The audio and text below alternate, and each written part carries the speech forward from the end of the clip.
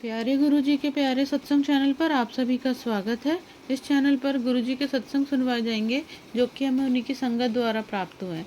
सत्संग शुरू करने से पहले गुरुजी को कोटि कोटि प्रणाम और सारी संगत को जय गुरुजी। आज का ये सत्संग हमें गुरुजी की संगत द्वारा व्हाट्सएप पर ऑडियो फॉर्म में प्राप्त हुआ है। सत्संग शुरू करने से पहले मंत्र जाप करेंगे। ओम नमः शिवाय, शिव जी सदा सहाय। ओम नमः शिवाय, गुरुजी सदा सहाय। जय गुरु जी। शुक्राना गुरु जी। गुरु जी चरणों में हमारा कोटि कोटि नमन गुरुपा। तम अनंतम बा। शुक्राना गुरुपा। सभी संगत अंकल आंटियों को मेरा शुक्राना और हमारा शुक्राना सत्संग शेयर करने के लिए आंटी जी आपको तहे दिल से शुक्राना। ये मेरा अब मैं अपना शुक्राना सत्संग गुरुपा के स्वरूप के सामने अमृत वेले में गुरुपा के दिव्य महामंत्र जाप से शुरू करूंगी। ओम नमः शिवाय, शिव जी सदा सहाय। ओम नमः शिवाय, गुरु जी सदा सहाय। जय गुरु जी। मैं फिर से अमृत वेला शुरू कर रही हूँ और मेरा आज पहला अमृत वेला है, क्योंकि बीच में मेरा बहुत लंबा गैप हो गया, शायद 2 महीने हो गए जो मैंने अमृत वेला नहीं किया और इसका परिणाम भी मुझे दिखा। पर ऐसा नहीं है कि मैं अपनी इच्छा से ऐसा मैंने किया। अमृत वेला ना करने का ये जो इच्छा मेरा नहीं था, ऐसी परिस्थिति तैयार हो गई। जैसा कि मैंने अपने पहले सत्संग में शेयर किया था संगत जी कि मेरा सामने 2 एग्ज़ाम था, मतलब 7 दिन के अंतर पे 2 पेपर थे मेरे, एसएससी का, स्कूल टीचर का वेस्ट बंगाल में।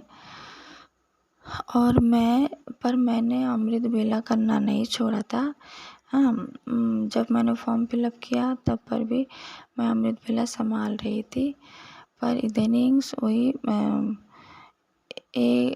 1.5-2 महीने शायद मैंने कि 1-1.5 महीना मैंने नहीं किया। टेंशन में आ गई थी, क्योंकि पढ़ाई तो वैसे भी नहीं हो पाती है। हाँ, इस ब्लैक मैजिक के कारण, जैसा कि जो ब्लैक मैजिक करते हैं, जिनसे करवाते हैं, उन्हें पता चल जाता है। तो जब मैंने फॉर्म फिलअप किया बस उसी दिन से मेरे पढ़ाई में इतनी रुकावट, इतनी बाधाएं आने लगी, मैं देख पा रही थी। तो फिर भी मैं शिव महापुराण पढ़ना और ये अमृत वेले में जपजी साहिब जी का पाठ करना मैंने नहीं छोड़ा था। हाँ, पर जब एग्ज़ाम नज़दीक आ गया और ऐसा हुआ कि मेरे हस्बैंड अंकल जी का एक्सीडेंट हो गया और फिर मेरी बेटी का भी एग्ज़ाम स्टार्ट हो गया, तो सारा भार मेरे सर पर आ गया। बेटी को स्कूल ले जाना, स्कूल से ले आना, फिर होमवर्क करवाना, फिर एग्ज़ाम के प्रिपरेशन करवाना। हस्बैंड अंकल जी घर बैठ गए थे तो उनका देखभाल करना, घर का काम करना, फिर जब समय मिले तो पढ़ाई करना।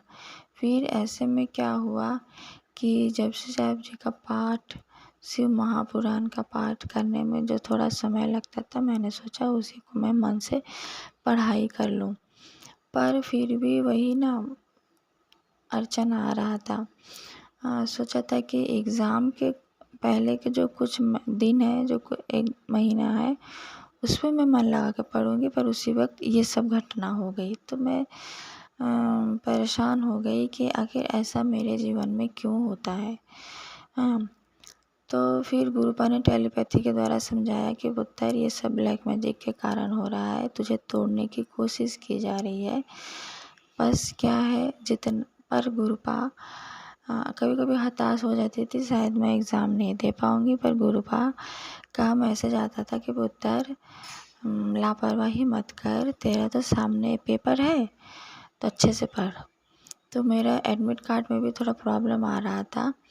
तो जब गुरुपा का ये मैसेज आया तो मुझे पहले ये लग रहा था शायद मेरा एडमिट कार्ड नहीं आएगा।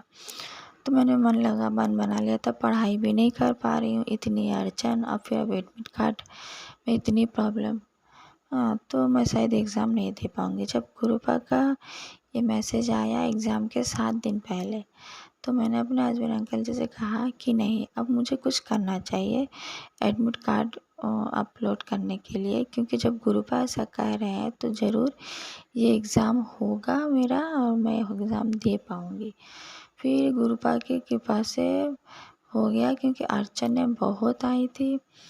हाँ, एग्ज़ाम ना देने के लिए एग्ज़ाम देने के बाद जो नंबर अच्छे आए या ख़राब आए वो तो दूसरी बात, एग्ज़ाम ना देने के लिए इतनी बाधाएं क्रिएट किया गया था।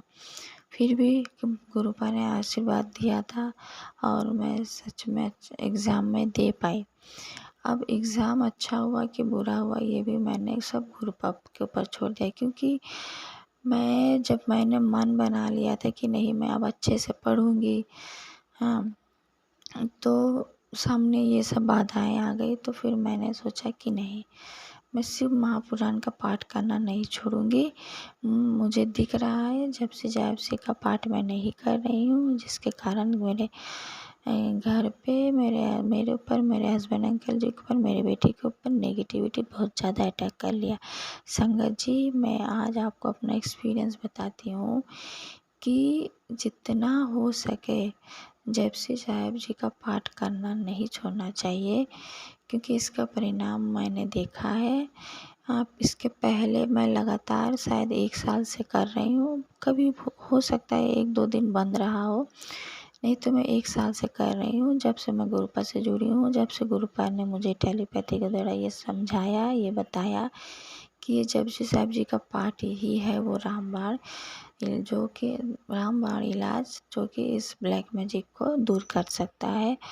तो जब मैं पढ़ती थी तो सब कुछ नॉर्मल ही था, पैसे की दिक्कत आती थी तो भी वो मतलब अभी तक गुरुपा से जुड़ने के बाद ऐसा कोई प्रॉब्लम नहीं आया कि पैसे के लिए वो काम अटका हो। जैसे कि घर संसार चलाने में, बेटी के फीस देने में, भाड़े में रेंट में रहते हैं तो किराया देने में प्रॉब्लम आया हो, नहीं, कैसे आराम से हर काम हो जा रहा है। हाँ, तो जब मैंने जपसी साहिब जी का पाठ करना बंद किया तो हमारे घर में नेगेटिविटी ने अटैक किया, बहुत भयंकर। मैं इतनी हताश हो गई थी, इतनी डिप्रेशन में चली गई थी कि फिर मैंने सोचा कि ठीक है, एग्ज़ाम ख़त्म हुआ होते ही संगत जी, आज मेरा 14 तारीख को मेरा एग्ज़ाम फाइनली ख़त्म हो गया। 7 को था और फिर 14 को था। आज है आपका शायद 15 है, सॉरी 16 है। तो मैं आज से फिर से मैंने अमृत वेला संभाल लिया है और ये सब गुरुपा की कृपा से ही है। गुरुपा, अब आप हमारा हाथ पकड़ के हमसे अमृत वेला करवाइएगा और पूजा में मैं जो भी पाठ करती थी वो सब मुझसे करवाइएगा। जय गुरु जी। एग्ज़ाम देने जब मैं गई तो मुझे गुरुपा ने बटरफ्लाई के रूप में दर्शन दिया। फिर जब मैं एग्ज़ाम हॉल में बैठी तो मेरे सीट के पास ही खिड़की पर एक कबूतर आ गया, तो मैं समझ गई गुरुपा अपना प्रेजेंस फील करा रहे हैं। मुझे बहुत अच्छा फील हुआ, टेंशन हो रहा था वो टेंशन ख़त्म हो गया। फिर क्या हुआ, कुछ देर बाद देखती हूँ एक पंख आके मेरे पास एक पंख आके गिरा है, तो मैंने उसको उठाया, उसको नमस्कार किया, फिर मैंने उसको वहीं पे साइड में रख दिया। फिर गुरुपा का मंत्र जाप करके, गुरुपा का नाम लेके मैंने एग्ज़ाम शुरू कर दिया। एग्ज़ाम के दौरान भी मैं गुरुजी का नाम लेती रही और अब जैसा भी हुआ हो, बाकी सब गुरुपा के हाथ में है, क्योंकि पढ़ाई जो हुई थी वो तो गुरुपा जानते हैं।